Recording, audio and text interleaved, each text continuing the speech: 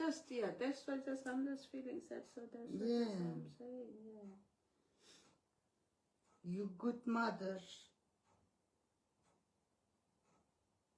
আমার এই মার কাছে রেখে রেখে বাচ্চাগুলোকে এখানে সেখানে যাওয়া হতো বা কোনো কাজে যেতে হতো। কোনোদিন শনিবারে রোববারে কোনোদিন কোনো একটা দাওয়াত নিতাম না, 2টা বাজে ঘরে ঢুকতাম, পরের দিন সকাল 7টায় আবার বের হতাম। এভাবে আমার এতগুলি বছর গেছে, জীবন গেছে। পুরো জীবনটা আমি তাদের জন্য উৎসর্গ করে দিয়েছি। আমার একটা টাকা থাকলে সেটা আমি তাদের জন্য ইনভেস্ট করেছি এবং আমার সময় ইনভেস্ট করেছি, আমার শ্রম ইনভেস্ট করেছি। বিনিময়ে আমি কি পেলাম?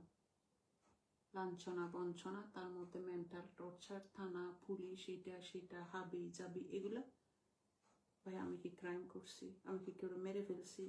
আমি কি ওদের এখানে গেছি? আমি কি কিছু দাবি করছি? আমি কি টাকা পয়সা দাবি করছি, না স্বামী দাবি করছি, না কি করছি? তারপরে ওদের তো শান্তি আসতেছে না। ওই আমারা যে দেখতেছে এটা সহ্য হইতেছে না। বেটি আমারে বলে কি, আমার মা এখন আমাকে বকা দিবে। I feel just like sometime, different.